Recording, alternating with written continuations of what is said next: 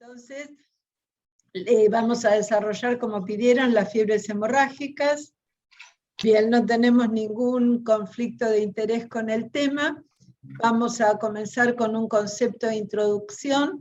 Las fiebres hemorrágicas en América del Sur, que son las que nos importan, hacer una referencia a otras fiebres hemorrágicas, los diagnósticos diferenciales, los escenarios en nuestro país ante el riesgo de importación y un comentario final. Las fiebres hemorrágicas son enfermedades zoonóticas que son producidas por diferentes tipos de virus, de las familias Arenaviridae, Flaviviridae, Filoviridae y Bungiaviridae. Se caracterizan porque producen afectación sistémica y entre sus manifestaciones se encuentran las hemorragias, que son las que dan el nombre a este grupo de enfermedades. Y la letalidad tiene un rango variable, siendo conservadores entre 10 y 30%. Vamos a ver que para algunas fiebres hemorrágicas la letalidad es mayor. Y el otro concepto que es muy importante para destacar es que cuando hablamos de las fiebres hemorrágicas virales, son enfermedades huérfanas. ¿Qué quiere decir que una enfermedad es huérfana? Solamente los casos se presentan en un área determinada y por lo tanto tienen solo interés local. ¿Esto qué significa? Tal cual como nos ocurrió a nosotros con la fiebre hemorrágica argentina, el problema lo tenemos que manejar y tenemos que encontrar el camino de la solución solitos. Es la única enfermedad hemorrágica viral en el cual el país resolvió el tema no solo del manejo, sino de la prevención. Por lo tanto, entre los virus de la familia Arenaviridae, las entidades que vamos a revisar son la fiebre hemorrágica argentina, las fiebres hemorrágicas bolivianas, la fiebre hemorrágica brasileña y la venezolana. Entre las fiebres hemorrágicas producidas por los virus de la familia Flaviviridae, tenemos la fiebre amarilla y el dengue hemorrágico. Y fuera de los agentes causales virales, tenemos bacterias, la familia Rickettsiaceae, que produce la fiebre manchada argentina, que probablemente esta sea una entidad nueva para algunos de ustedes. Con respecto a las fiebres hemorrágicas producidas por los arenavirus, tenemos la fiebre hemorrágica argentina, producida por el virus Junín, identificado a partir de un caso humano en el año 1958. El virus Junín tiene como reservorio a distintos roedores, a distintos ratones, y la especie principalmente involucrada es Calomis musculinus, que es el ratón de campo. Otros son Calomis laucha, Acodonazarae y Oligorhizomys flavensis. Atención, porque Oligorhizomys flavensis se comporta también como reservorio de los hantavirus. Las fiebres hemorrágicas bolivianas son producidas por el virus Chapare, que el primer caso humano se identificó en el año 1960, pese a los estudios realizados, incluso con soporte del Instituto Nacional de Enfermedades Virales Humanas, Julio Maistegui de Pergamino, el reservorio no ha sido identificado. Y la otra fiebre hemorrágica boliviana es producida por el virus Machupo, que el primer caso humano se identificó en el 63, el reservorio es un ratón de la especie Calomis calosus. El virus guaranito es el productor de la fiebre hemorrágica venezolana. El primer caso se identificó en el año 1989, el reservorio está identificado, es un ratón de la especie Sigodontomys bebricauda.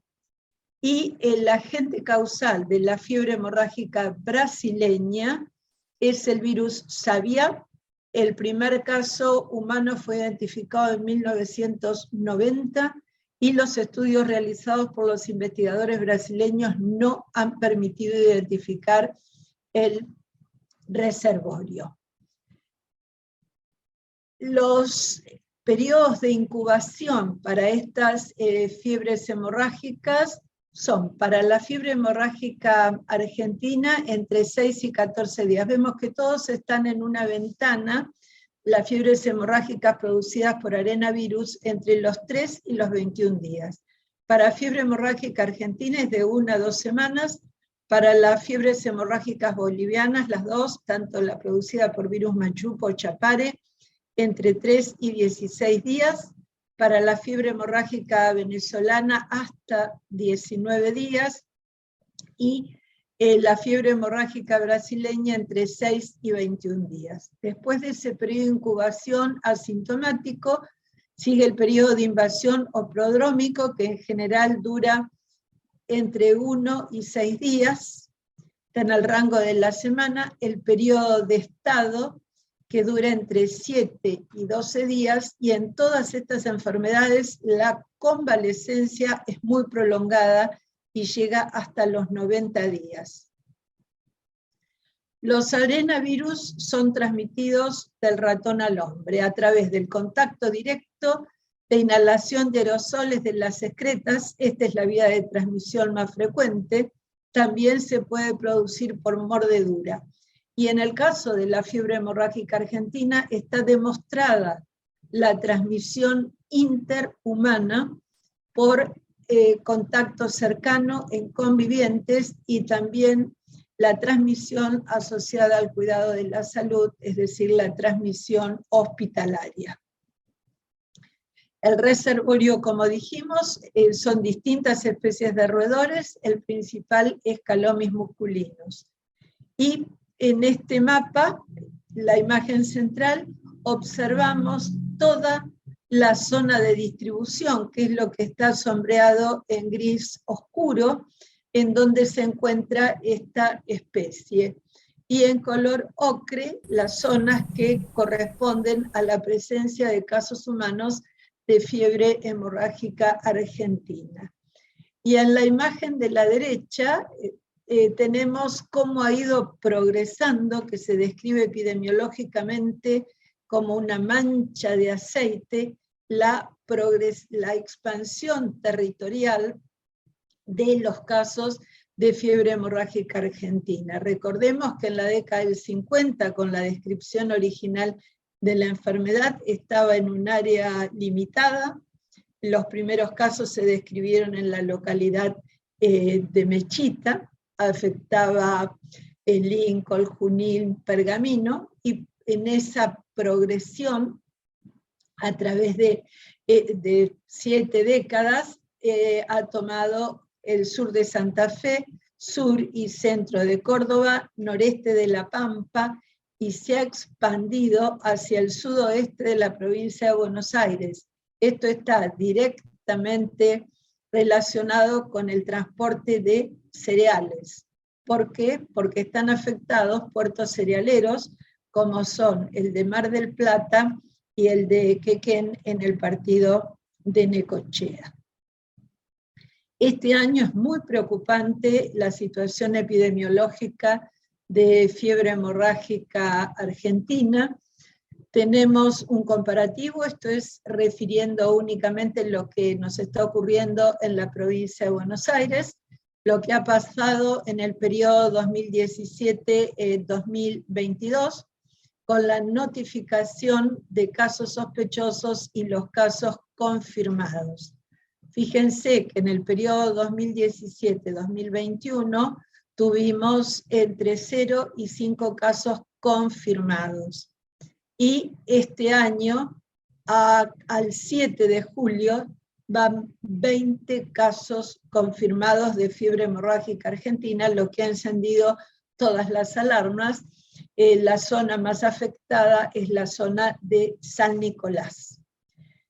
En la provincia de Buenos Aires, la fiebre hemorrágica argentina es endémica en 7 de las regiones sanitarias. Y en más de la mitad de las regiones sanitarias, fiebre hemorrágica argentina es una enfermedad endémica. ¿Cuál es la probable explicación de lo que nos está ocurriendo? La disminución de las actividades de vacunación debido a la no asignación oportuna de los recursos para la producción de la vacuna en el Instituto Nacional de Enfermedades Virales Humanas Julio Maistegui de Pergamino, lo que determinó que durante más de 2 años no hubiera producción de vacuna, y en ese tiempo se utilizó muy racionalmente la reserva que había y se priorizó la vacunación de las personas, en general varones, que tenían actividades de mayor riesgo de exposición. La definición de caso sospechoso de fiebre hemorrágica argentina es una persona residente o que haya visitado el área endémica en las 3 semanas previas y cursa con el síndrome infeccioso inespecífico, un recuento de glóbulos blancos menor a 4.000 por milímetro cúbico y un recuento de plaquetas menor a 100.000 por milímetro cúbico. Tengamos presente, es decir, Bahía está fuera de la zona con casos de fiebre hemorrágica argentina, pero una persona que haya visitado el área endémica en las 3 semanas previas puede realizar la consulta en su localidad de origen, como nos ha ocurrido acá en La Plata. El periodo de invasión, que es esa primera semana, cursa con el síndrome infeccioso inespecífico.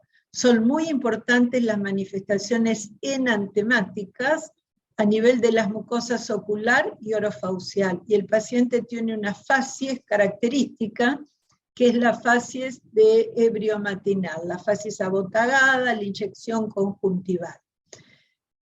En esta primera semana de enfermedad están presentes las adenomegalias, que son adenomegalias generalizadas. Como en otras enfermedades virales, las manifestaciones cardiovasculares son hipotensión o bradicardia, y las manifestaciones neurológicas en este periodo corresponden a la marcha táxica y el temblor fino. Y tengamos presente, porque es un dato fundamental, además de lo que referimos para la definición de caso sospechoso. La fiebre hemorrágica argentina cursa sin compromiso respiratorio y sin visceromegalias. Si bien las adenomegalias son generalizadas, en el paciente con fiebre hemorrágica argentina no hay hepatomegalia ni esplenomegalia. Aquí tenemos una imagen observando la inyección conjuntival a partir de la introducción de la vacuna contra la fiebre hemorrágica argentina. La epidemiología progresivamente va teniendo un cambio con más número de casos en mujeres y en niños. Aproximadamente el 40% de los casos en la actualidad ocurren en mujeres y en niños. Puede ocurrir que la enfermedad se agote con las manifestaciones que citamos, es decir, ese periodo de invasión es toda la enfermedad, o que la enfermedad progrese con manifestaciones clínicas a la segunda semana. Esto ocurre en el peor de los casos en 1/3, y en esta segunda semana las formas de presentación son la forma neurológica o la enfermedad hemorrágica, que es la que se observó en las primeras descripciones. Con cualquiera de estas dos formas de presentación clínica, sin tratamiento específico, la letalidad está entre el 30 y el 90%, que es lo que ocurría al comienzo de la historia de la enfermedad. En este periodo también el enfermo puede tener infecciones bacterianas agregadas asociadas a la atención de la salud o puede presentar shock si no se realiza una vigilancia clínica adecuada. Las manifestaciones, la presentación del exantema petequial que comienza en la zona de la axila y luego se extiende, las manifestaciones a nivel de la cavidad oral con el enantema hemorrágico y las gingivorragias, y el diagnóstico, los métodos auxiliares del laboratorio de rutina, ya lo dijimos, la leucopenia progresiva. Estos enfermos tienen entre 1000 y 2000 leucocitos por milímetro cúbico. La plaquetopenia también es progresiva, hasta ser inferior a 100.000 por milímetro cúbico. La velocidad de eritrosedimentación es normal. El análisis de orina muestra proteinuria, hematuria y cilindruria, todos los tipos de cilindros, serios, hialinos, granulosos y hemáticos. En estas personas también se solicita glucemia, urea, creatininemia, TGP-TGO, láctico de hidrogenasa y creatinquinasa. Las enzimas hepáticas, lacto de hidrogenasa y creatinquinasa están alteradas. Y el caso confirmado es con algunos de los criterios que están relacionados con la metodología de estudio para confirmarlo. Se remiten muestras de sangre, los análisis se realizan en el Instituto Malbrán o en el Instituto Nacional de Enfermedades Virales Humanas Julio Maistegui de Pergamino. Se puede realizar el aislamiento del virus Junín en sangre u órganos, también se detecta por técnicas de reacción de la polimerasa en cadena. Para el diagnóstico serológico es necesario el par serológico. Lo que más se utiliza es la técnica de ELISA y también se puede utilizar neutralización, y si ocurre el deceso del paciente se puede hacer la detección de secuencias genómicas y la inmunomarcación para virus Junín en órganos.